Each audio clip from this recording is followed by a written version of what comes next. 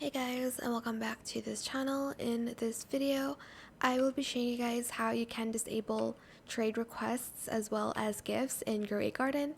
So for instance, you don't want people to trade with you or give any gifts to you, I guess. You can just turn it off and you can turn it off in settings. So toggle settings here, and if you scroll down, you can turn off trade requests and receive gifts. And that way you can like just not get gifts and not get trades. I don't know, but that's how you can turn it off. I'm trying to like find the words for it, but my brain is not braining right now. But that is how you can disable it. I hope it was helpful for you guys.